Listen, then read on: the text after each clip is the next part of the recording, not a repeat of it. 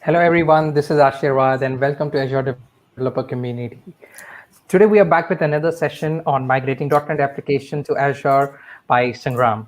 So let me introduce the speaker for today's session, Sangram Bharat.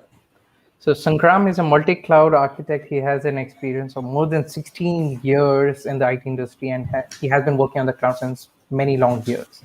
So I give the floor to Sangram to start his session. So welcome,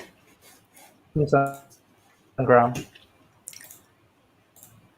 Thank you. And let me bring up my screen here.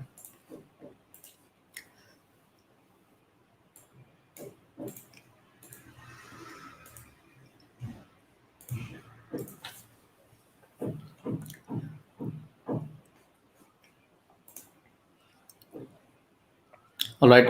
Can I have a quick Sure. confirmation that my screen is visible?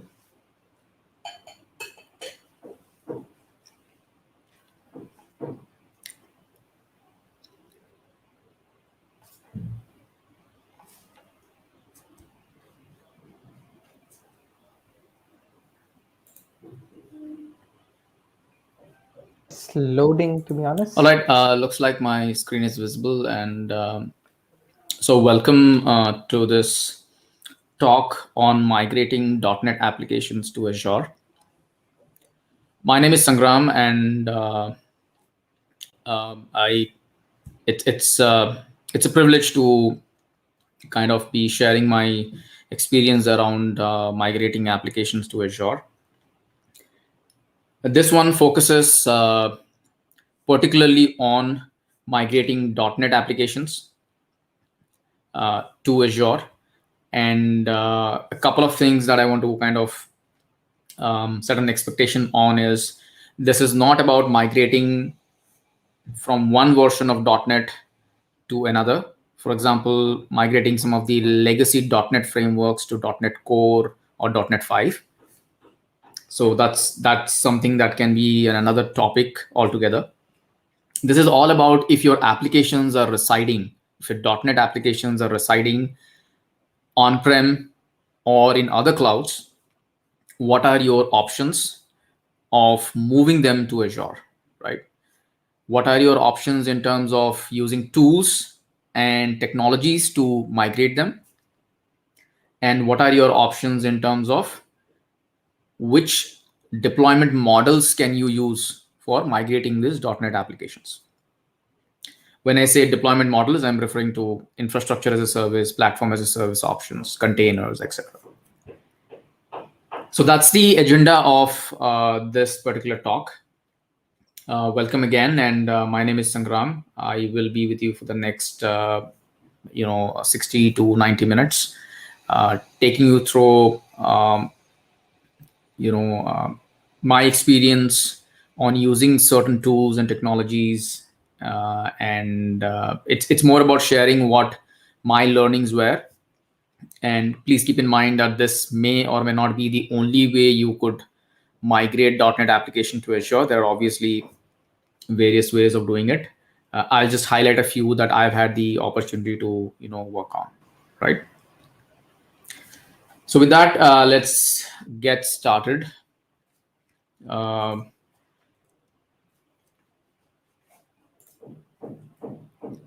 Now, before you look into migrating your applications, right?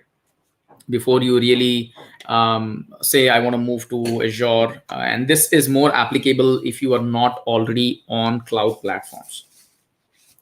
Some of the key considerations or questions that you will have to ask yourselves is questions like, what problems are you trying to solve with migrating your applications to Azure, right?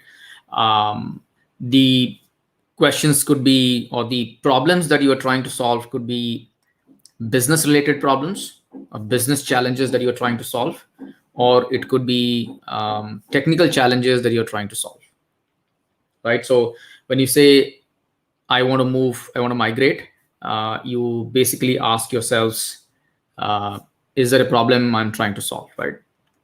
Business challenges could be around cost, It could be around scalability. It could be around agility, time to market, how quickly, let's assume that you are on cloud and you know that you're able to quickly release newer versions and things like that, right? So these are certain questions that we ask ourselves. These are, more on the lines of technical and business challenges that you're trying to solve. Next is the effort. Now, while you can move your workloads or your applications to the cloud, what's the amount of effort for you in doing the migration? Sometimes the effort is substantial. It all comes down to your access to resources, access to skill sets, migration experience. Does the application justify the amount of effort that you want to put in, right? And that could also translate to the third component, which is the cost. Again, there have been instances where companies have found certain applications to be expensive when running on cloud, or any cloud for that matter, right? So you also kind of consider the cost factor, and cost could also include skills. If you have to onboard newer skills, right? Cost could also include your upfront capital expenditure, if any, around the money that you have to pay in terms of migrating your applications, in case you don't have the necessary skill set in house, training people for Azure, for example, right? So that they can manage these resources later on. Cost of running those resources, and then again, does it justify your business requirement? So these are certain considerations that we look into, that we try and answer as part of our initial assessment. We try and understand the problems that we are trying to solve by migrating. We gauge the effort that is required for the migration, and then obviously we look into the cost factor of it. Now, assuming that you have decided to move forward, the next step is to evaluate your migration options. Again, these options can be applied to any workload, not just .NET applications. So what are your options when it comes to migration? So we have four various methods you can look at, right? One of them is rehosting. So rehosting basically involves absolutely zero code change. So it's typically called as lift and shift. You have very less risk. You just move your workloads as it is. And this one mostly involves infrastructure as a service. Okay. You can migrate your existing applications as it is to just look at benefits like cost savings. Okay. So very, very low risk migration option. So it's just saying that you are on cloud, something like that. Then you've got refactoring. Refactoring is where you can also call it as repackaging. There is a slight change, very minimal change to your application, and this one is mostly on the lines of infrastructure as a service to platform as a service migration. So the kind of service models that you use here is mostly PaaS, managed platforms. Managed platform to run your application, managed platform to run your database, managed platform to run your cache, managed platform to run your storage, all that. Again, relatively, slightly higher risky than the rehosting, but still, low risk. One of the benefits that you can also add to a migration option that involves refactoring is you can bring in DevOps. Okay. And applications that can be easily repackaged are ideal candidates for this kind of migration, option. Having said this, you do need the skills depending on the platform that you choose. In this example, Azure, you have to ensure that you have a bit of Azure skills. So you know what minor changes have to be done to the application so that it can work on Azure. Examples of Azure services that fall under this category include Azure App Service, Azure Kubernetes Service. So containerizing your application can also fall under the refactoring approach. Very small code changes, and then you take your code and then you create a container image out of it, and you deploy the container in one of the managed container platforms. Similarly, take your SQL Server running in a virtual machine or on-prem in a physical machine, and then move it to Azure SQL, which is the PaaS version of the SQL database, right? So we do have Azure database for MySQL, Postgres as well. You could also, use similar platform as a service options for your caching too. Then comes the re-architecting option. This one involves making a good amount of modification to your code. Okay, this one will, a simple example is where you take a monolithic application and you break it down, into a microservices approach. Okay, or an example where you take an application, you cannot modify it. So what you do is you build a wrapper on top of it that is modern. So these are examples where there is a good amount of code change. It requires good amount of skills as well.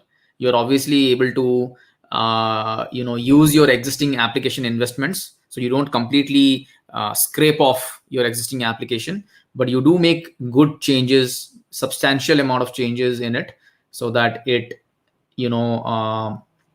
it runs on cloud and leverages some of the advanced services that cloud has to offer or Azure has to offer. Obviously, you can benefit from DevOps and things like that. Then is the rebuild. Rebuild is more like a greenfield project. So you have an existing application, but you decide to create a version 2.0 of that application, but you want to build from scratch. Why do you want to do it? Because you want to make your application more cloud native. You want to use Azure functions, you want to use AI, you want to use blockchain, IoT, right? You want to use something like NoSQL, you want to move from SQL to NoSQL, right? Cosmos DB, for example. You want to leverage the benefits of rapid development, rugged DevOps. You want to release features and capabilities at a much faster rate. These are some of those benefits. But obviously, this is complete rebuild of your application. So it has a lot of cost. It has a lot of effort. Obviously, it has a lot of cost involved, time, right? All of that comes into play. And ideally, companies usually do a rehosting or minor refactoring and move their applications to Azure. And then their next phase typically is a rebuild phase, right? Some companies may just do re-architecting, but some companies may go for a version 2.0 or 3.0 or the next version of their application, which is cloud native, which is greenfield, right? So these are various migration options you have when you are bringing your applications to Azure, or for that matter, any cloud. You can employ these approaches anywhere, generally speaking. Now, this slide focuses more on the selection between infrastructure as a service and platform as a service. Okay. So what we mean by this is that whether you choose a lift and shift or whether you choose one of the managed services, right, or more on the cloud native side, keep in mind that there are certain things that will change, big time for you, if you want to call it that way. One of them is control. You will have more control if you are doing a lift and shift and moving your applications as it is from on-prem to Azure using the virtual machine approach. The virtual machine approach is typically called the infrastructure as a service approach, right? Lift and shift. You will have more control. But the moment you say, I want to use PaaS or some of the even more modern services like Azure Functions, the amount of control that you have over the entire environment, the operating system layer, right? The kind of services that are running, the OS configuration, firewall configuration inside the OS, and a lot of other things, patching, that kind of control, is less. So the more you move towards the right, where you're using more PaaS services and so containers give you some sort of control, let's say, but then still, depending on the kind of container platform, that control could be relatively less compared to you owning the entire virtual machine, right? So please keep in mind that you may have to let go of control if you choose some of the modern approaches or modernization approaches. Similarly, security. You will have more control over security when it comes to virtual machines or infrastructure as a service. You will have less control in terms of implementing your own security controls. Having said this, it does not mean that PaaS services are less secure. We obviously have the required amount of security controls given to you for these PaaS services, like Azure App Service or Azure Kubernetes Service, Azure Functions. They have security controls provided. And obviously, it's your responsibility to implement those security controls. So the approach changes, but security is taken care of. But remember that there will be a change in the way you look at security. Compliance. Certain compliance norms are easy to achieve if you use infrastructure as a service, because you can control it the way you want. But with PaaS services or with managed services, these are your two options when you're migrating .NET applications as well, is you will have to work with the kind of controls that are available to you. You can obviously meet the compliance because Azure, for example, is always working towards making sure their services are compliant to be various bodies. So that's not going to be a challenge for you. However, remember that again, the approach and the way you meet these compliances could vary. The steps could vary. Okay. And sometimes it is possible that there are certain compliances for which we don't have, let's say some of the Azure services are not approved for certain compliance requirements. Some countries and some very specific bodies may have certain compliance requirements which cannot be met if you run it on cloud in a managed service. So in those cases, you may be able to move to cloud, but you still have to end up using virtual machines as your application deployment platform. So you will migrate your .NET applications from on-prem, but you will run it as a virtual machine on Azure. Then there are other things like cost. PaaS services, have different pricing model. Virtual machines have different pricing model. The price does not include the cost of everything that is involved. And more importantly, keep in mind the cost of bandwidth.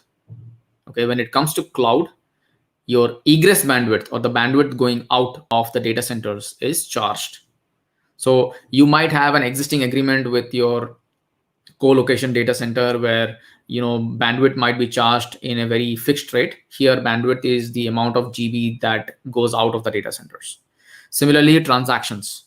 When I say transactions, I'm talking more about API calls. If you leverage APIs, there is a cost of using or making API calls as well. And then dependencies. Okay. Given various situations and the way your workloads are designed and the way they are integrated with other services, other APIs, other applications, you will have to keep in mind whether your application will continue to work after it has been moved to Azure. So how do you plan to manage the dependencies for the application? And then example that I can talk about from my experience is banking systems. So ideally, banks will prefer to whitelist a certain IP address or whitelist a certain endpoint that is allowed to communicate to their platforms. This is the experience that I've had with working with payment processing systems, for a startup. So it's possible that you might have to work again with the banking provider or banking platform provider to get your approvals again. They may not allow access, or there have been situations where they may not allow you to kind of allow you access to their platform because you're running on cloud platforms, given their country, given various rules and regulations around financial systems and all of that. Okay, so please do all that homework. Make sure you understand your dependencies for your application. Chalk out a flow. Understand what are your dependencies. Are those dependencies something that you can also move to cloud? Are those dependencies that are external to your control, like banking platforms or other APIs that you leverage? Can you communicate with that API from cloud? Does it require any specific security or authentication mechanism? Is it possible to implement those mechanisms from cloud? Is there any firewall issue that you might run into? Right, certain dependencies only allow IP address. Now, a lot of these services within cloud will be mostly private IP address. Obviously, PaaS services can provide you a public DNS. But then again, there should be capabilities of adding those DNS. And sometimes I've seen from my experience that certain platforms do not allow DNS whitelisting. They will say, give me an IP address that I can whitelist. Right. So looking at things like, can you have a static IP address? Can you ensure that the IP is always with you? How quick or how easy it is to change IP address with the platforms if it changes at your side? These are certain things that you would also have to keep in mind when it comes to dependencies for your ASP.NET applications. Similarly, dependencies around storage, right? So obviously you can use object storage like Azure Blobs for storing your files and whatnot. But then again, make sure that you take into consideration all your dependencies for your application, and make sure POCs are what is recommended before you actually look at migration. That's why we do a lot of POCs. Sometimes companies spend months evaluating if an application would really work if it is deployed on cloud, right? So these are certain things that you should keep in mind before you start your migration journey. Now, you are at a stage here where you have factored in everything and you want to migrate your .NET applications. And this is where the most common approaches that we have seen, or at least I have seen in my experience, is either refactor or rebuild. Refactor is all about moving your ASP.NET applications to a PaaS platform. Okay. And that is what you will see a lot in terms of documentation as well. And we recommend doing this. So if you have .NET applications running on virtual machines, even on Azure or on other platforms, or on-prem, or on VMware, or on Hyper-V virtual machines, physical, we recommend moving that into a PaaS. So there, broadly speaking, if you have an application and a database, you are looking at using Azure App Service and Azure SQL Database, or Azure Database for MySQL or Postgres. These are other options as well. And that's usually what is referred to as refactoring. You are going to make very small modifications. For example, database connection string might change, right? And then you are basically, using the PaaS services of Azure. Rebuild, like I said earlier, is making your applications cloud native. So you are starting from scratch. You're building a version 2.0, 3.0 of your application that is more cloud native. We call it greenfield migrations. Okay, we'll be focusing more on the refactoring approach, given the time frame and the fact that that's the main agenda of this, right? Now, obvious benefits. If you move to infrastructure as a service, is difficult to scale. Okay, you will have to do some, auto scale configuration settings. You'll have to make sure that you're monitoring for CPU or something like that, and then it takes time relatively slightly longer time for your virtual machines to come up and serve the traffic and things like that. So scalability is relatively easier when it comes to PaaS services. Obviously, you are able to leverage something like DevOps, and you achieve business agility and technical agility as well.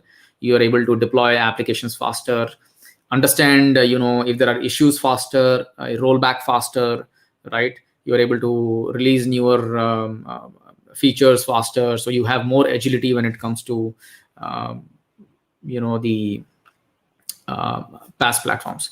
Can you achieve DevOps with virtual machines? Yes, you can. It's not that you cannot. But again, these are the benefits of not only moving to cloud, but again, the benefits would be relatively more or less depending on whether you choose IaaS and PaaS.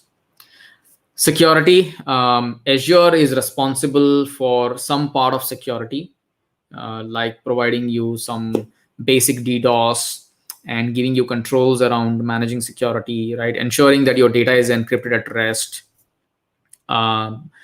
So yeah, I mean, you have relatively easy to implement security controls, which you might have to invest a lot in, and spend more time implementing those security controls if you were running .NET applications on-prem or in a much more traditional environment, right? Operational efficiency, it again comes down to things like rolling back quickly, taking care of issues faster, provisioning faster, being able to leverage the DevOps capabilities, right? Monitoring your resources for consumption, for cost, for billing, and being able to optimize the overall management, optimize your overall resources, actually. And then cost benefits as well.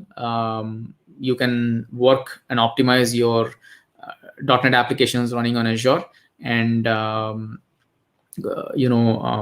have substantial cost benefits. One of the highlights of the cost part is the capital expenditure versus operational expenditure. Okay, so you have zero capital expenditure, you focus more on the operational expenditure part of it. So these are some of the benefits. Obviously, the benefits can be even more, but we just have a other things could include things like you're able to make your applications and data more secure. Like I said, data is encrypted at rest on most of the storage services. You are able to monitor your application uptime. By the way, so let's assume you're using Azure App Service, right? You can use application insights. You can look at your application uptime. You're able to drill down into the errors and issues that you are having. You are able to instrument your application for better instrumentation, visibility, insights into your application. You are able to monitor for high availability, scalability, and things like that. You are able to do the same for databases as well. Detect and resolve issues as quickly as possible and early in the process. Again, like I said, application insights is something that will help you a lot with this, right? So these are some of the benefits if you migrate your .NET applications to Azure, especially if you're using the PaaS services. All right, now to the interesting part. What are some of the tools and services that you can use to migrate your .NET applications, right? So the first is we have Azure Migrate. Azure Migrate is a migration hub that supports migration of servers to Azure, migrate .NET applications, PHP applications, and also we've started support for Java applications in preview as well, to Azure App Service using a tool called Azure App Service Migration Assistant. We will actually take a look at that in the demo today. And we are also coming in with app containerization preview. Okay, this is where we give you a tool that can help you containerize your applications and move them to Azure and use AKS or Azure Kubernetes Service for it. Other approaches to migrating .NET applications, and a very popular one is Visual Studio. You have the source code. You can always use Visual Studio to move from on-prem to cloud. So you can publish from Visual Studio directly to Azure App Service, or for that matter, Azure Virtual Machines as well, in case you're looking at a VM-based approach, right? You can also use Visual Studio to modernize, and that's what we do currently. Currently, if I have to modernize, or more specifically containerize an application, I use Visual Studio with Docker for Desktop, for example, and I'm able to create a container image for my .NET applications. Again, given if we have time, I'll go ahead and demonstrate that as well. Another approach that I've seen off lately is using DevOps, and specifically Azure pipelines to do the migration. So you have code in your source code repository. You just modify your Azure pipeline or create a new Azure pipeline that deploys the code into Azure. Okay, so if you have started looking at DevOps already, and you have an existing pipeline that is, let's say, deploying your code to a virtual machine on-prem or maybe to another cloud, you can obviously create a new pipeline that can deploy the same code to Azure App Service. Okay, it will require changes accordingly for the dependencies like databases or API connectivity to third-party services and things like that. But then these are some of the approaches that you can look at for migrating your .NET applications to Azure. The one that we will be focusing on is the Azure App Service Migration Assistant. We will see how it works, and we will see how the tool is used to migrate to Azure App Service. All right, so with that, let me get started with a couple of demonstrations. This is what the assessment report would look like. I will demonstrate this and show you live as well. Okay, so with that, let me go back, go to my. All right, so I have got two applications. I also want to demonstrate as part of this talk, what are your options if you want to migrate from AWS to Azure? Okay, and I'm going to not consider the fact that your .NET applications are running on EC2 instances. I get this question a lot, and hence I've thought of addressing this as well. If obviously your .NET applications are running as a EC2 instance, or more like a virtual machine on AWS, the approach is still the same that we will see right now, which is using the App Service Migration Assistant. But what if your applications are running on Beanstalk or Elastic Beanstalk? So your applications are running on AWS Elastic Beanstalk, which is the equivalent of Azure App Service. How do you move applications, in such a scenario from PaaS AWS to PaaS Azure? So that's one of the scenarios that we will address. Hence, the tabs that you see here around AWS console. Okay. So this is the first application that we will take a look at. I have a ASP.NET MVC legacy application. It says on containers, but it is not running on containers. This application is running on a virtual machine. Right. This is the virtual machine that is running the application in question.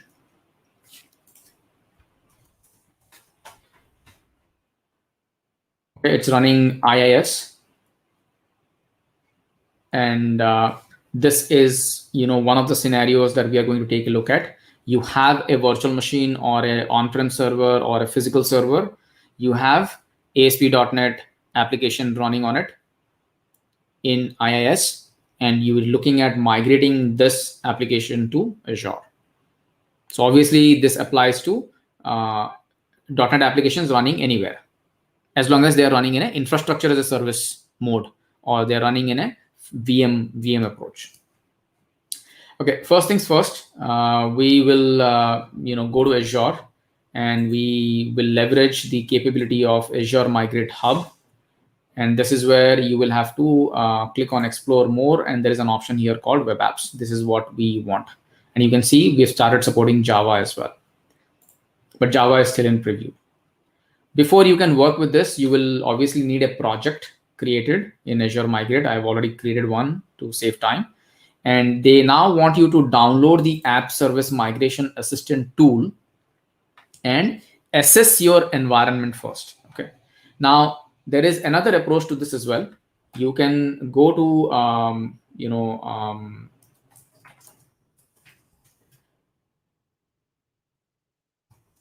there is a portal for this as well. And I'm very bad at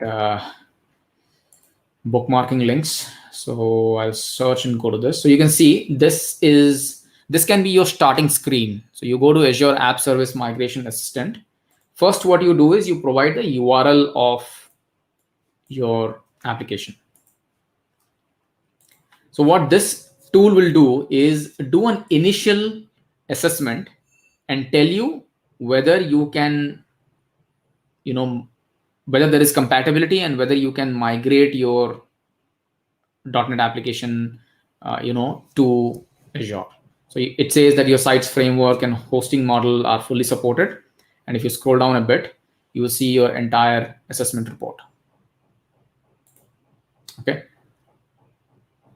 It checks all these parameters, mostly framework, web server, model, and some header information, and JavaScript support and things like that, encoding and all of that. Okay.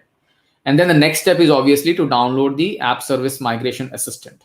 So this is one approach where you directly download the App Service Migration Assistant and do everything from the machine. Or you can always create the Azure Migrate project beforehand, and then you will have to download this Azure Migration Assistant tool, assessment tool. Okay, brings you back to the same link.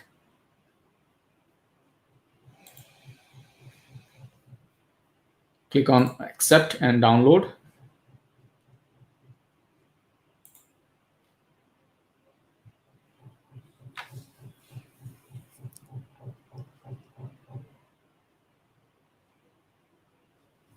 You can do this on EC2 machines as well. So if you have .NET applications running on AWS, the same approach.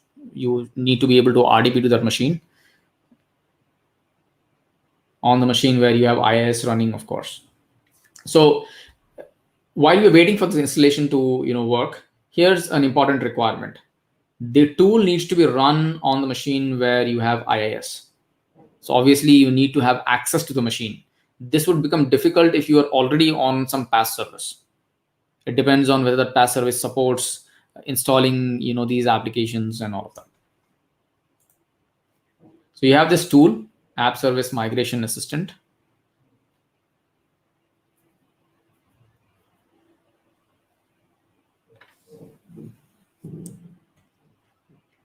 It will give you an error immediately if you do not have, if it is not running on IaaS machine.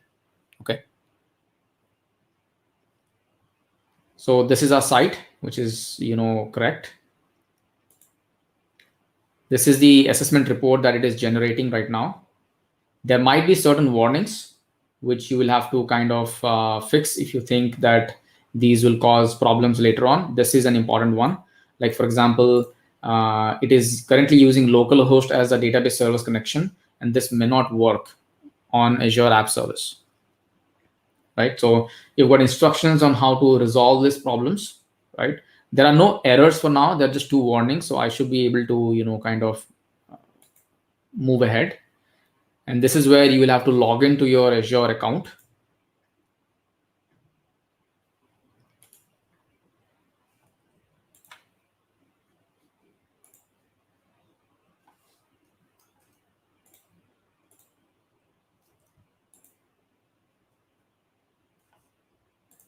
We'll now sign in.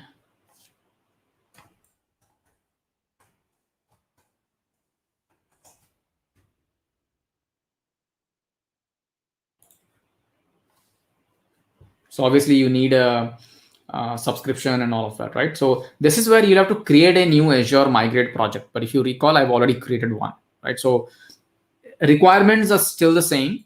Your starting step might be slightly different. And I want to use a resource group, an existing resource group called Migrate, and I will create an app service here. Let's call it so this is a eShop on app service, something like this. And I'll create a new app service plan. Please take a look at app service, app service plan, and how does app service work if you're new to this. And we want to skip the database setup for now. But if you want to continue keeping your database on-prem and you want to keep just your application on cloud, that's also possible using hybrid, approach. And we'll click on Migrate. Now, what's happening here is it is going to create a premium P1 version 2 instance. This is obviously expensive, but then you can later on go ahead and change it. So it's as simple as this, right? So Azure App Service Migration Assistant makes it very easy for you to migrate your on-prem or virtual machine infrastructure as a service based .NET applications, and obviously PHP as well. And we are also bringing in Java. So these are the programming frameworks that we support, and pretty seamless.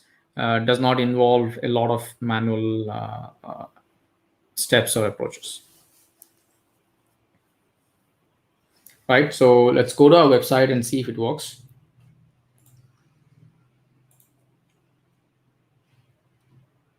It might take some time before the website really loads up everything. Meanwhile, what we can do is we can quickly go to Azure Migrate and refresh and see some of the statistics around this assessment tool.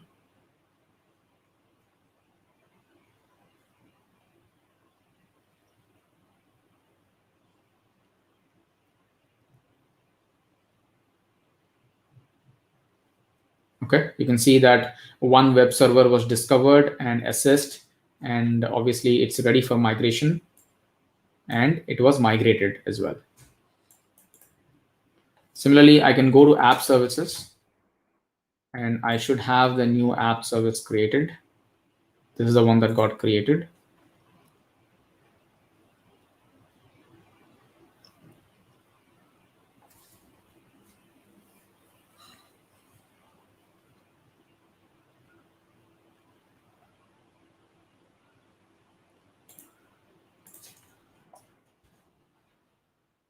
You can see my app works.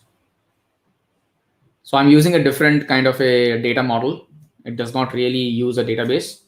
But if it were using a SQL database, you obviously have to migrate your SQL Server on virtual machine to Azure SQL database. We do have some tools for that. I'll quickly highlight them, considering that we won't have a lot of time to do that as well.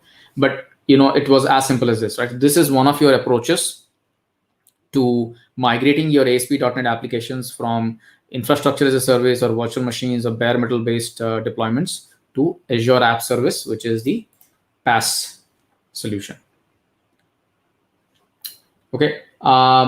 Another scenario that I wanted to address was, what if your applications were running in Elastic Beanstalk? Okay. So this says it is eShop, but it is actually a to-do application. And this is actually using a SQL database running in RDS in the backend as well. Okay.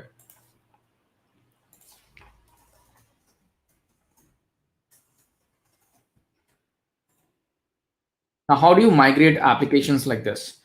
Elastic Beanstalk being a PaaS service, the current approach that I have used is obviously using Visual Studio.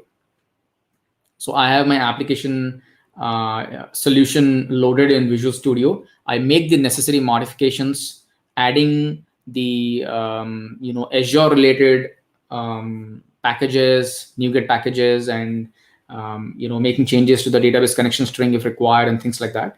And then I use a publish option from Visual Studio to migrate the application to Azure. Okay.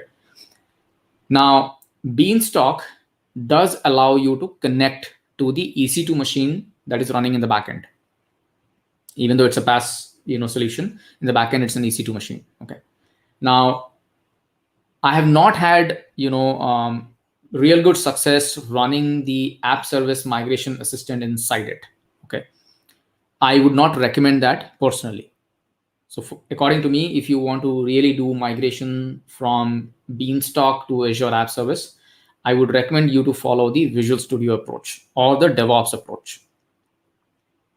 Okay, make changes to your source code, deploy the source code directly into the Azure App Service. And how do you do that? So let's, I'll just close the solution.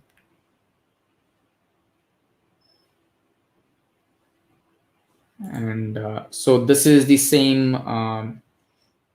this is one of the applications that I have, which is also running on AWS.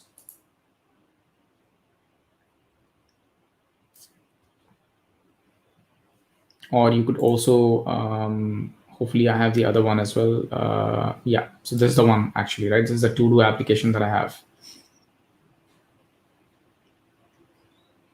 So right click, publish. So instead of publishing it to Beanstalk, which is what I would be doing so far, I would publish it to Azure App Service.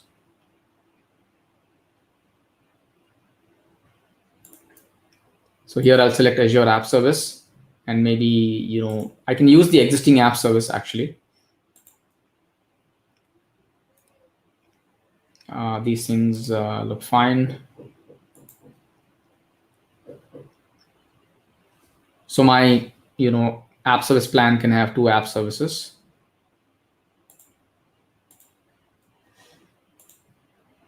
Right, so I can use this, or I can say create a new app service.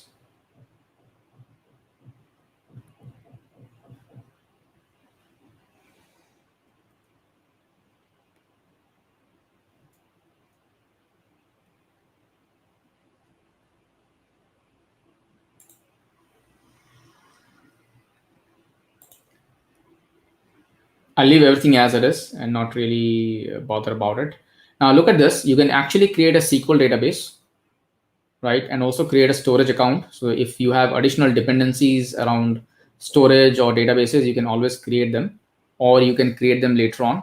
Just make sure that your database connection strings and any other changes to your storage dependencies are done before you publish this application. Okay. So in my example, what I would end up doing first is I would migrate my RDS to Azure SQL, and you can use something like database migration assistant for that. We do have a tool. It can be leveraged for migrating from RDS, to Azure SQL database. And after that, we obviously want to modify our connection strings, right? Pointing to the right SQL Server database. And then once you are good with all the changes, you can go through and publish it.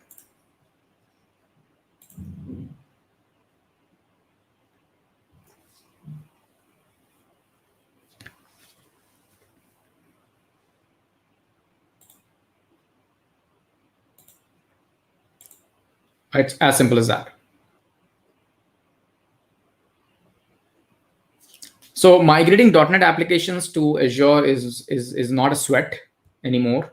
You can use methods like DevOps, or you could use plain Visual Studio, which many .NET developers already have access to. Visual Studio Community Edition will also work. And obviously we saw the app service migration assessment tool as well that can be used to migrate your .NET applications to Azure.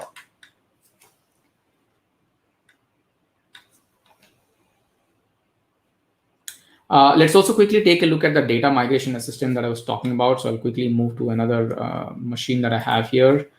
And we were talking about migrating databases, right? So we have something called as data migration assistant. I remember this was one of the agenda items that I wanted to cover. So again, you start with creating a new project.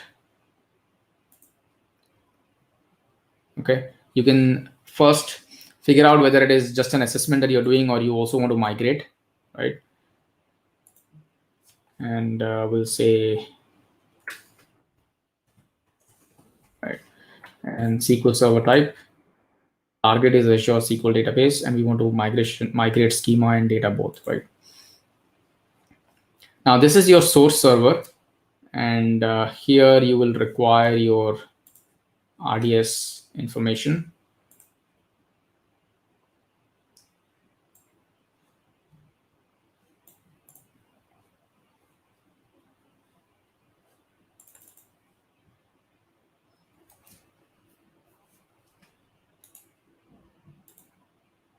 And obviously it's SQL Server authentication.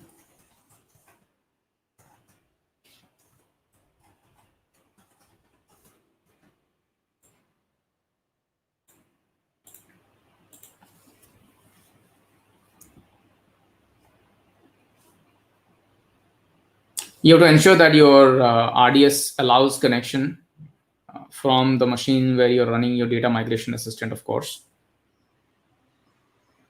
And yeah, I mean, again, if there are issues, then it could be something like this. Let's try again.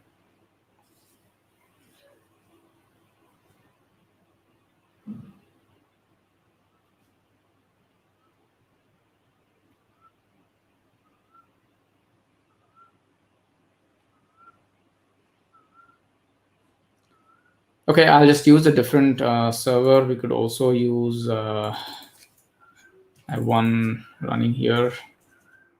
What if you were to migrate locally running database as well, right? So that also is possible. This is again more like infrastructure as a service to platform as a service migration, right? So it detects one of the databases that I have, and you have to make sure that you have a SQL database created on Azure.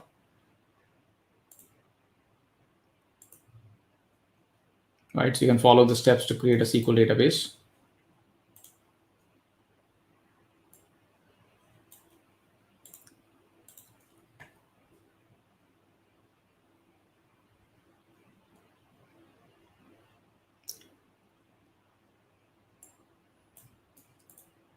Again, I'm having some difficulties with the tool here.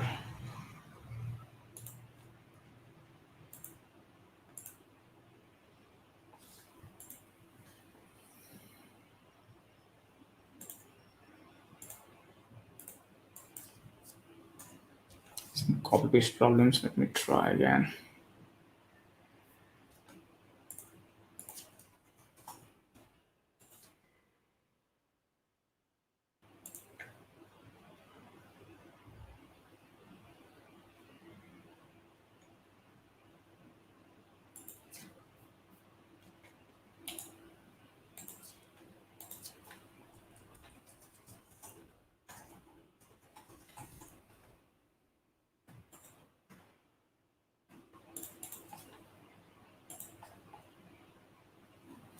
Yeah, I am definitely having some issues connecting to these. I will quickly check if I have a server firewall.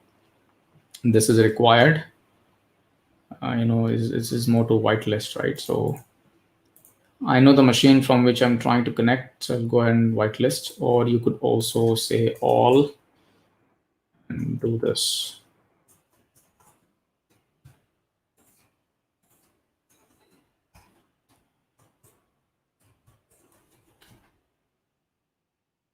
And allow Azure services as well if required. Or you could just copy, if you know the virtual machine's IP address, you could copy and add it there.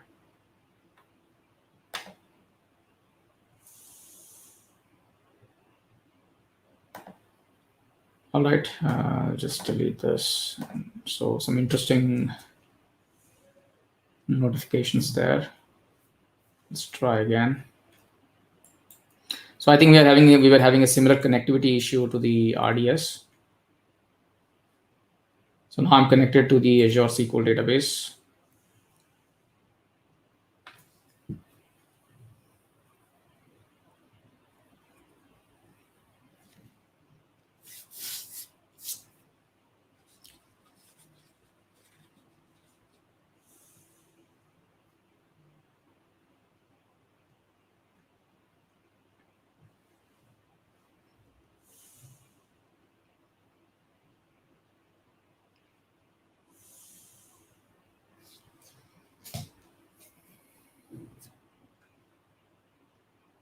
All right, we'll generate the SQL script.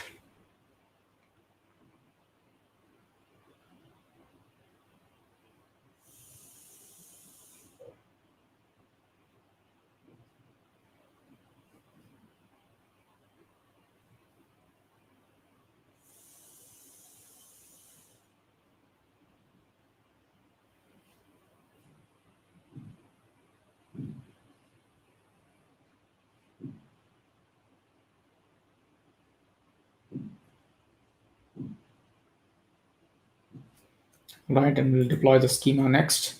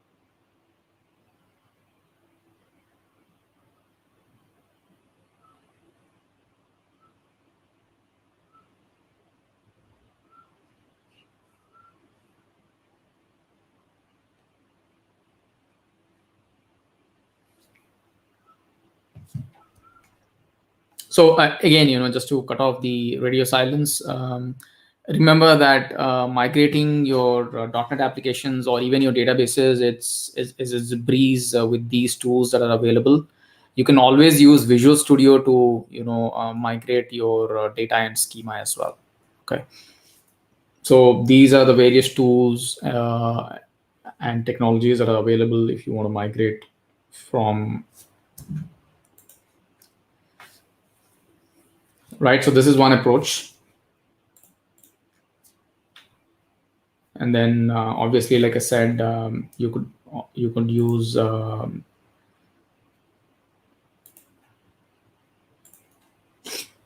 Visual Studio as well. So we'll maybe use a different solution this time.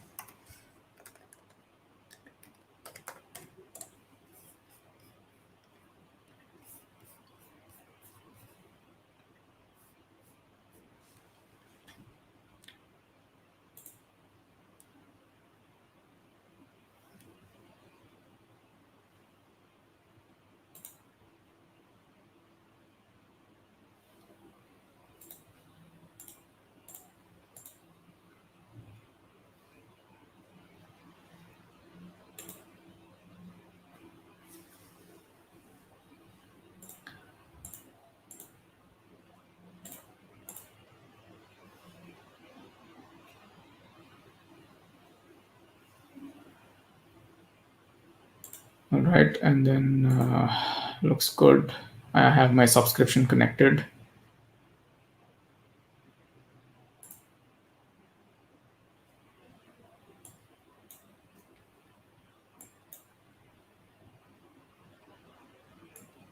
This is my local data. Let's assume I want to migrate this to SQL Azure.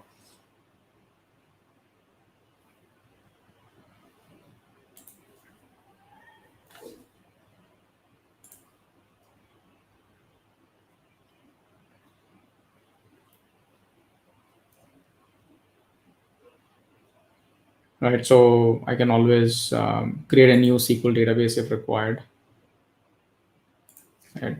and then add the SQL database. Oh, let's, you know what, let's go ahead and do this.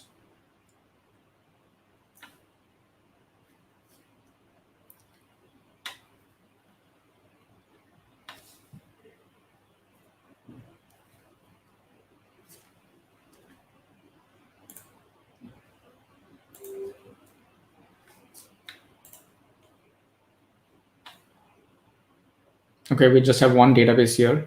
So we'll go ahead and create a new SQL database.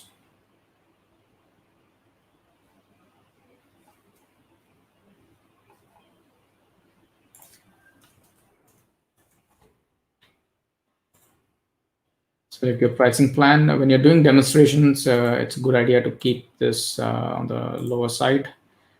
They can tend to be very expensive. So while the database is getting created, let me capture the client IP address of this. Otherwise, when you try to connect to this, it'll give you a message here giving you the client IP as well. You won't even find your public IP address.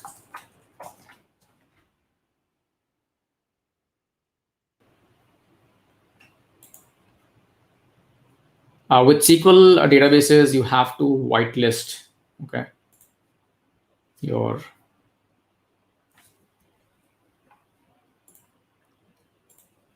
IP address before you can access them. They're blocked by default.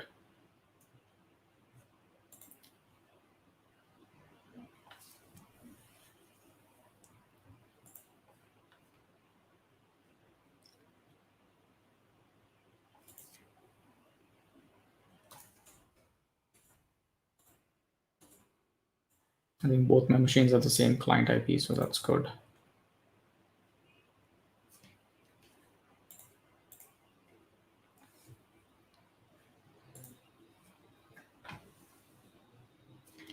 Let's check the status of okay, this migration is still in process.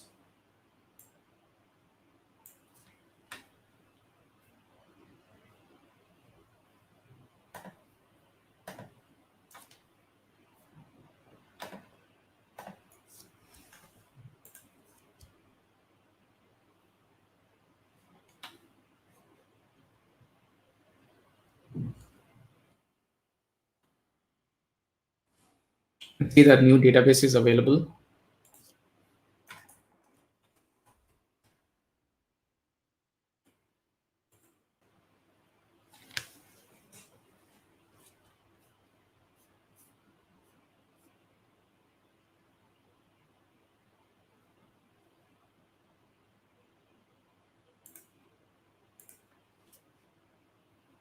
Now select your database.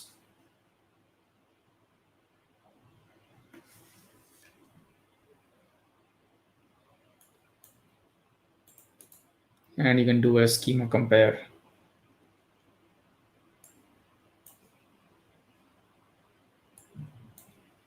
This is where you select your target.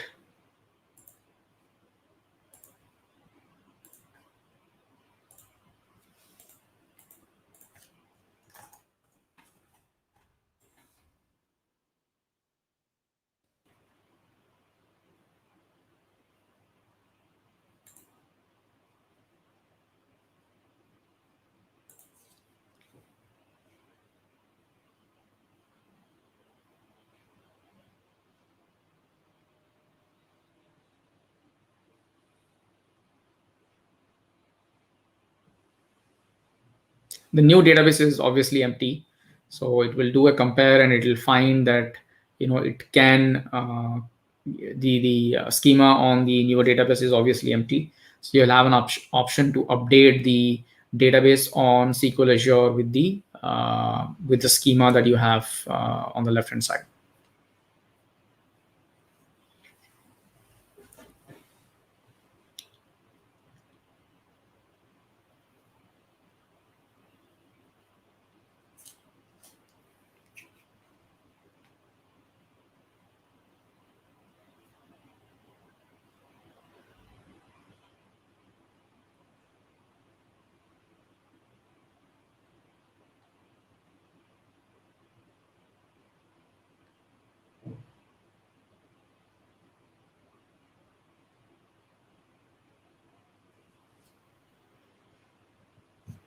Okay, we should see the results anytime soon. Migration is still in progress, and we just have only one in progress, so that this should complete any moment.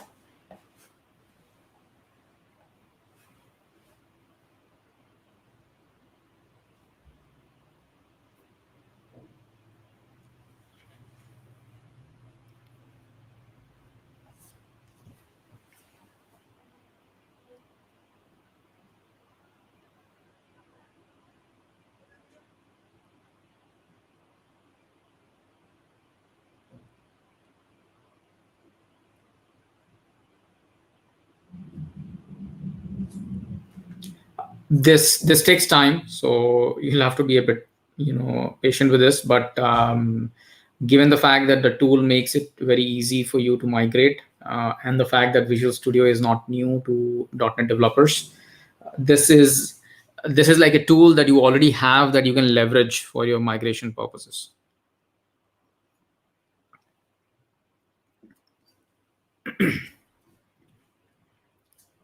I think our other migration, so we have 0 in progress. All 71 objects have been migrated.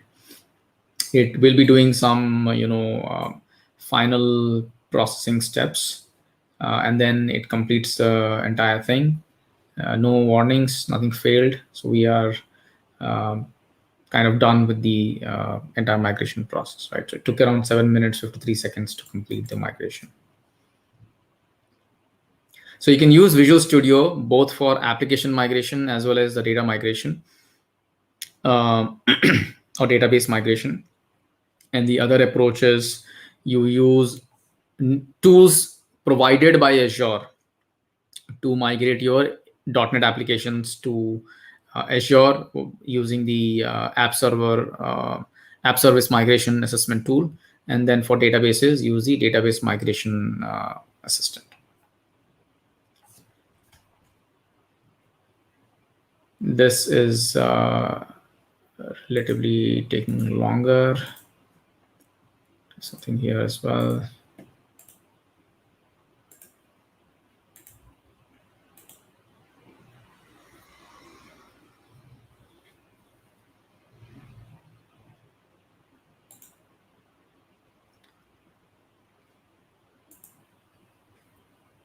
Depending on the amount of data and all, the and the schema, of course, how complex or simple the schema is, these steps could take a good amount of time.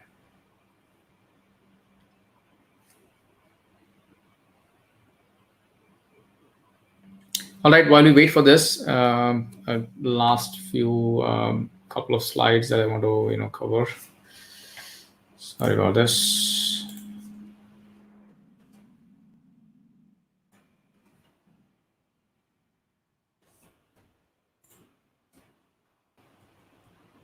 Right, so the one the one thing that I again get asked a lot is, what about dependencies, right? And I covered databases in terms of the demonstration. Now, apart from databases, you will have other kinds of integrations. Maybe you are integrated with a service provider with whom you connect using a IP address, or maybe they, like I said, banking systems, they allow connections coming in from a DNS or from a set of IPs, or maybe a specific IP. Similarly, there might be certain API calls that you might be making, payment gateways, or maybe you're talking to another API to understand what the current currency conversion rate is, as an example that I have experience working on. So you will have similar integrations, is what I mean, and you will have to again some of these integrations could be code built by you, currently running again in a virtual machine, or maybe in some other platform. If it is built by you, and if you are able to migrate them to Azure, obviously it is recommended to do that. But if you think that this is being provided by someone else, make sure you do the POC well and you understand what migrations, what integrations can be migrated and not. To help you with the integration, we do have some services in Azure that you can leverage, right? For example, assuming that you cannot move some of these services, and you still want to have integration, you can use Logic Apps, Service Bus. These are some services that can be leveraged to create the workflow. So you might have a lot of your app layer and DB layer and everything running on Azure, but you can use Logic Apps to create that workflow with connectors. The connectors will allow the integration, will help you create that integration with services outside of Azure. Okay, so we have a lot of connectors that are readily available that you can use, or you can also build your own connectors. Similarly, Service Bus can be used to create something like a relay, or maybe use a hybrid scenario where you have certain services still on-prem or maybe in a different provider. Storage is something that I see often a lot, and if you have and specifically here, when I say storage, I'm talking about maybe a NAS or something like a shared drive, or maybe a place where you have your pictures and videos and things like that. So obviously it's recommended to move them to Azure Blob Storage and use Azure Files. Azure Files is obviously for virtual machines. If you're not using VMs, you're using PaaS. Azure Blob Storage is what we would recommend. So we have AZ Copy, and you can use third-party tools. You can also use the portal, and you can use import export. There are various approaches depending on the amount of data that you have, which you can tools. I mean, which you can use to bring all these objects to Azure storage. Okay, if you are moving from S3 to Azure, again, you have some of these third-party tools available. Do take a look. You can search for them. They can help you move your objects from S3 to Azure. Okay. You can obviously write your own script, or some sort of a small utility that can talk to S3. It's all API. It's all HTTP, HTTPS. So they talk to S3. They uh, copy the object over to Azure Blob Storage. So these are some of my findings or some of my experiences around migrating dependencies. Yes, applications do have storage, databases, very common, and integrations. And depending on whether or not you can move them, either you move them using tools that we provide or third-party tools, or if you cannot, then you use hybrid approach to integrate your .NET applications to services that are still on-prem or in a different provider. So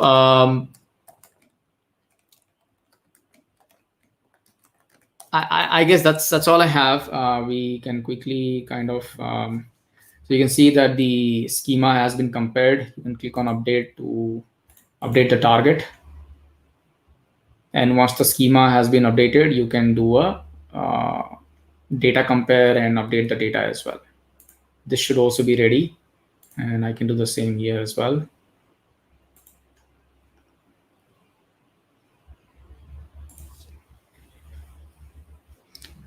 I wouldn't obviously, let's assume these are two different databases, right? I wouldn't obviously put both the databases into the same instance. Okay, so it all depends on your use case. Because this is a demonstration, I'm just kind of doing it as it is.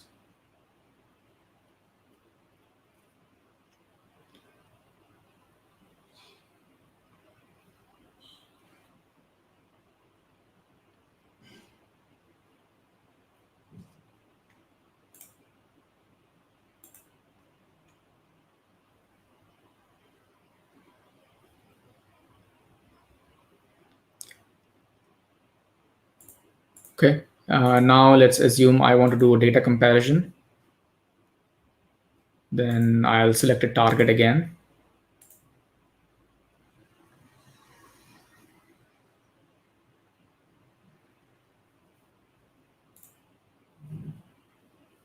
Obviously, there will be a difference.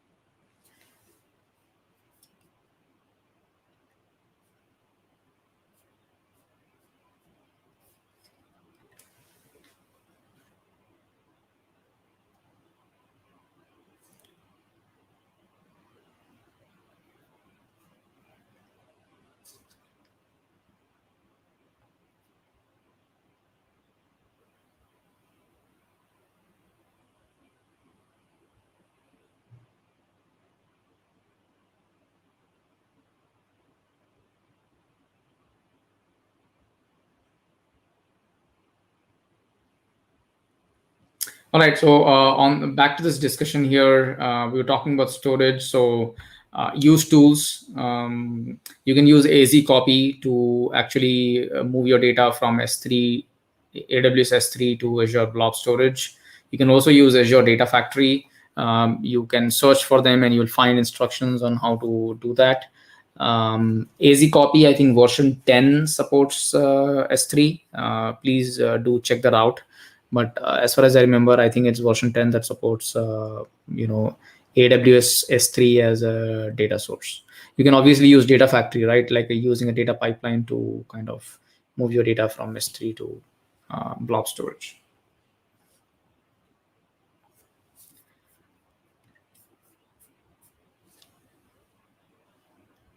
All right.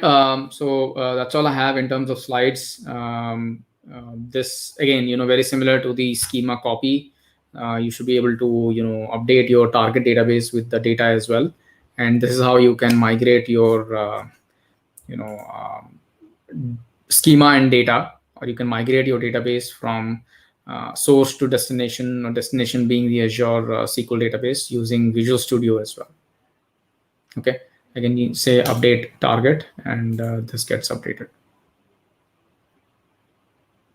So Visual Studio. So we looked at two approaches broadly. One is to use Visual Studio to migrate your ASP.NET applications and databases, more specifically to Azure. When you have to migrate from Beanstalk as well, my recommendation would be to use Visual Studio or a DevOps-based approach. I haven't really had success. Maybe I'm doing something wrong. Again, that's an area that I need to explore, is if something like an app server migration tool can be installed inside a Beanstalk environment, considering that you can actually connect to some of those EC2 machines. Maybe, we do another talk sometime around it once I have some info on that, and if it works, right? Otherwise, these are your approaches. And then if you obviously have access to a virtual machine or a physical machine or something like an infrastructure as a service that that is running IaaS, and that's where your ASP.NET applications are. And similarly, you have a SQL server running in IaaS, bare metal physical machine and all. Then app service assessment tool is what you will use. You will install that on the server where your IaaS is running and your application is, and you will use that to migrate your ASP.NET applications to app service. Similarly, you will use the data migration assistant. It can be run anywhere as long as it can connect to the source and the destination or the target, from that machine, right? So DMA or data migration assistant is what you would use to move from IaaS to PaaS. All right, so that's all I have. Ashirwad is not on the. He's here. All right, over to you, Ashirwad. If there are any questions, do let me know. Sure. Thanks, Sangram, for an amazing session. And yes, we do have some questions. So I'm going to share it over the screen. Would you like me to read it out? No, I can read it out, and then I can, so can you share example of compliance which you talked where we need to migrate? Okay. Okay, Vijay has this question.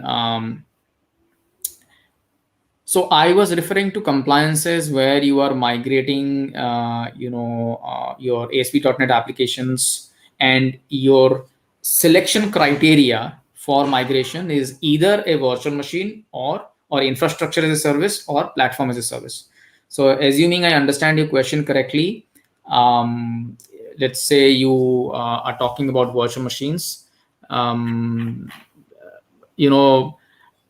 don't know, maybe let's say, for example, you are running a financial application or an application that deals with the insurance information, and you are in a, I don't know, if you are probably in a country where cloud platforms are not allowed, or let's assume that they allow you to use cloud platforms, but they don't allow you to, they want you to follow certain strict guidelines in terms of hardening the operating system. Okay, so that's an example that I can really relate to.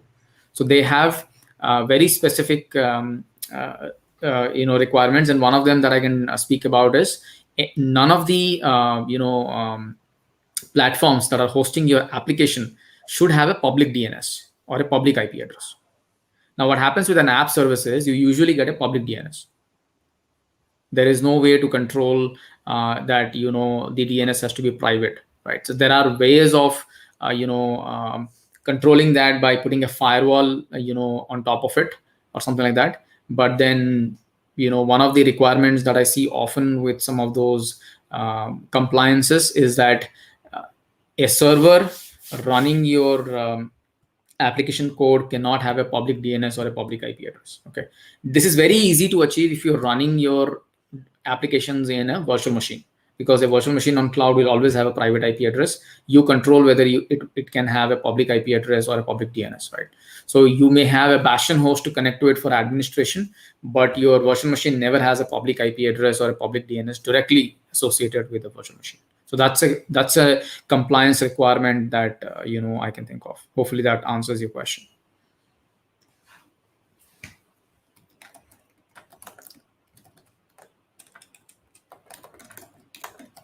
I hope it answers, Vijay. So there's one more question, Sangram, over here from Karan. So this is regarding the cost factor here. Could you share some insights? Yes, Karan has a question.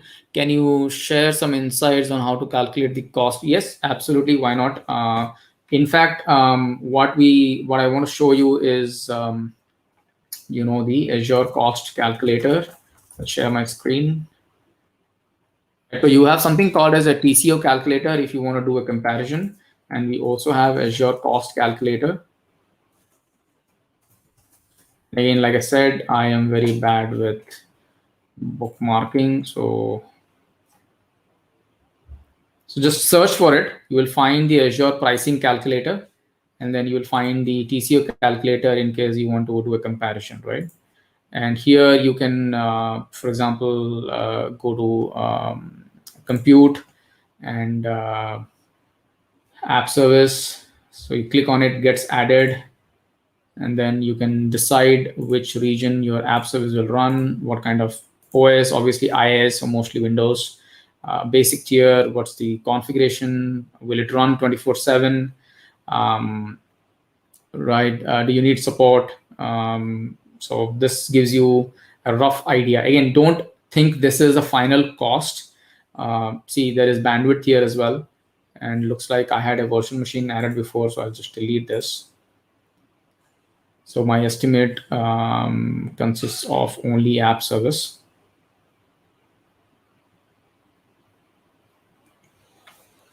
So this should be your approach to understanding, or calculating the cost.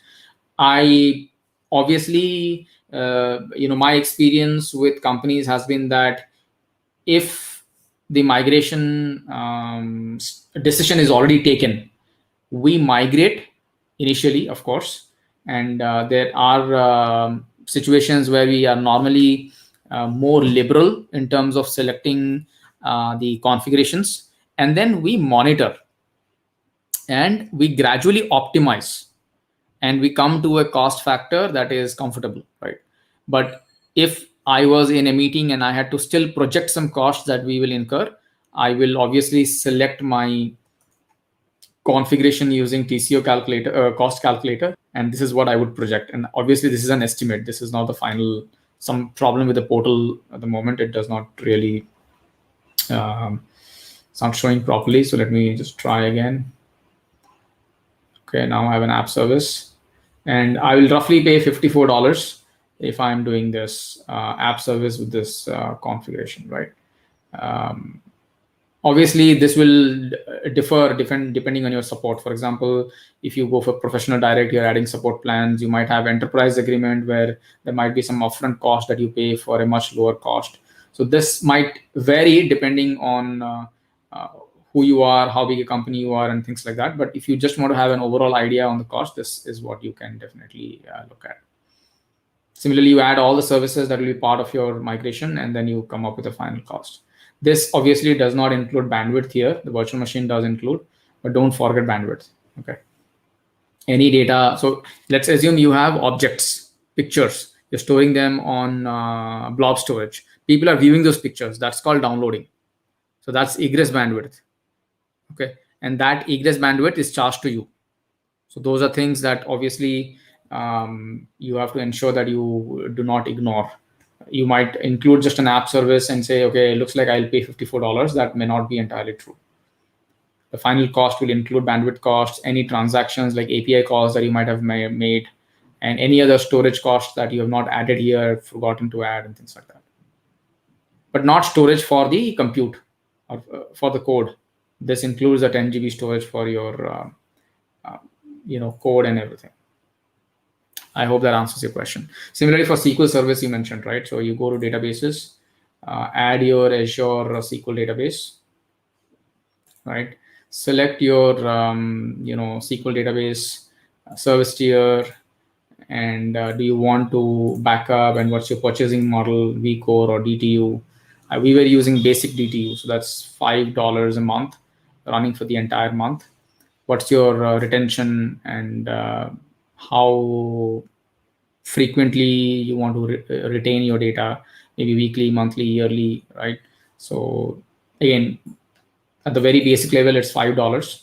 So that all comes down to around $60 for running an app service in the basic and a SQL database in the basic. This obviously does not include bandwidth. Okay, so there might be additional bandwidth, costs that you might incur. I hope it does answer, Karan. There was a similar question from Swati. Sure. So Swati has a question. Would you be able to suggest some real scenarios, examples when we would need to migrate .NET apps to Azure?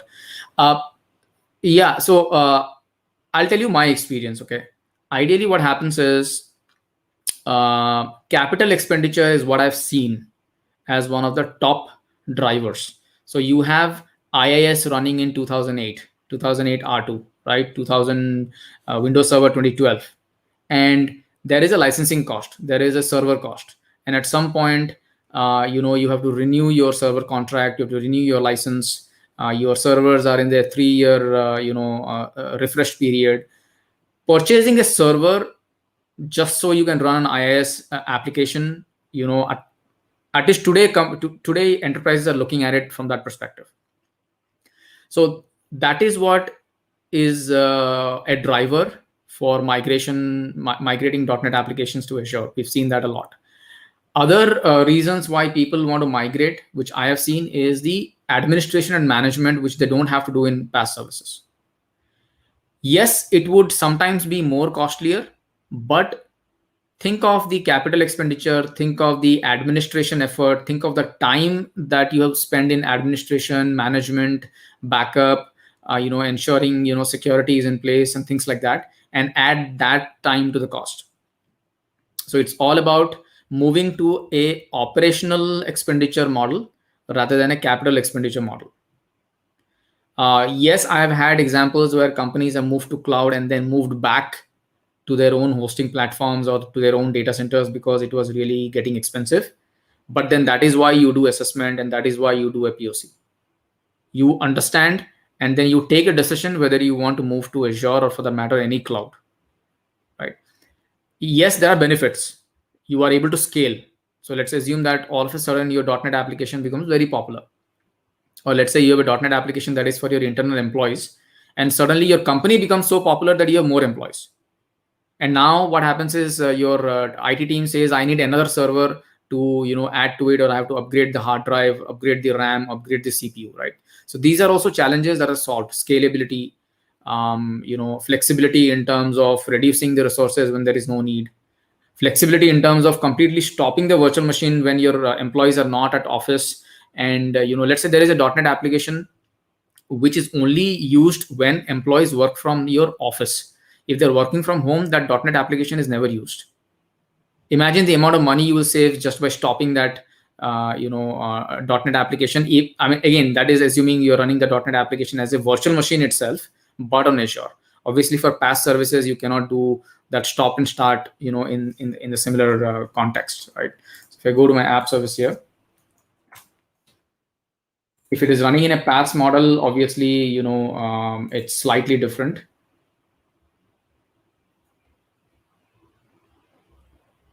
It's not very similar to stopping and starting a virtual machine. You do have a stop, but that does not really mean in the typical sense. But you can still stop, and kind of. I mean, it does not really help a lot in terms of charges. Okay, this is obviously true. But if it was a virtual machine, you would actually not be paying for the compute at all. You would not be paying for the running cost of the virtual machine. The only cost that you would incur would be for the storage. But imagine you are working from home for 6 months and the amount of money that you save in terms of compute costs. If it was the same virtual machine running in your own server or a physical machine, you will have to keep it running. Power, cooling, and all that, you still have to pay for it. So yeah, there are, depending on the situation, there can be many reasons why we would need to migrate. Again, top drivers include capital expenditure, from capital expenditure to operational expenditure, and then administration, and moving into that managed services model. That's sometimes some of the companies have that as an agenda, right? And hardware refresh cycle coming in, so they don't move, but then when there is a hardware refresh or licensing renewal time, that's a huge upfront cost. Again, comes back to capital expenditure, of course. And some companies, like I said, so you categorize them into business challenges and technical challenges. Scalability, right? Suddenly you find that your applications are behaving in your application performance is no longer predictable. So you know that sometimes you need 2 to 3 servers and sometimes you need only one server. So you want to be able to dynamically scale. So these would be reasons why you would migrate your applications to Azure, generally speaking, even for that matter, .NET applications. Plus, remember, .NET applications, some of the older versions will stop having support at some point. So you would have to move your .NET legacy applications to newer .NET frameworks like 5.0 core and all of that. And when you're doing that, it obviously makes sense to make it cloud native and use Azure than use a traditional approach. I hope it answers, Swati. So we have one more question from Anurag. Yes, absolutely. Love the questions. So he wanted to know about the migration changes we would need to migrate a NoSQL database like MongoDB in case of Cosmos DB. I believe there are no such options in the DMA tool for the time being. So if I understand your question properly, you want to move from MongoDB to Cosmos DB. If that is your question, it is possible, but we don't have a tool. We will use Mongo. We'll use a typical what do you call it, programmatic approach to data migration. Okay, we will use the MongoDB API. Azure Cosmos DB supports the MongoDB API in its native state. So what you can do is you can still use the MongoDB API to migrate your database from MongoDB to Cosmos DB, if that's what your question is. Yes, we don't have any dedicated or separate tool for it, but it is possible to migrate it. You can connect. You can make the same set of. So the API calls don't change, right? So it still is relatively easier, if you ask me. But yeah, no tools. Obviously, the process is different. Yes. Okay, I hope that answers Anurag. So there was this one more question from Vijay. So he wanted to know about how to calculate bandwidth requirement for VM. Yeah, so interesting question. What we usually do is, if you already have a workload, we look at historical data to understand what has been historically our bandwidth requirement given a certain workload or given a certain application. If you do not have historical data because you're not collecting it, you will still have some sort of bandwidth idea that you can get from your internet service provider. You will have to figure out some way of getting to know what has been your historical bandwidth requirement. And unfortunately, the only other way to understand your bandwidth would be to do POC again. So you run something and you have your test users kind of do things that your customers will do, and then have some test plans in place, and then try and understand what your bandwidth is. But let's assume that you have an ASP.NET application which is used by new employees, and new employees have to look at 5 videos, and after each video there's a quiz, right? So those 5 videos are loaded onto blob storage. Each video is, let's say, 100 MB. So that's 500 MB of bandwidth per new employee that joins in. Okay. If you, on an average, you have 10 employees who join every month, that's 500 into 10. So that's your bandwidth calculation for 5 videos, assuming you only have 5 videos running in your blob storage. So that's just the bandwidth for the blob storage. Now, if you have data leaving your Azure data center and going out through a virtual machine approach or something else, yes, you will have to do some calculations, but it's to cut short, it is a work. You have to do some POCs to understand, and then once you have your egress cost, Azure egress bandwidth costs, I always look at the latest pricing. They keep changing often. You can check here and look at what are your data transfer. So between availability zone, there is a price. From one region to another region, there is a price. Depending on the region, the price will change. Right? Intercontinental data transfer price is different. So per GB, there are charges and there are slabs as well.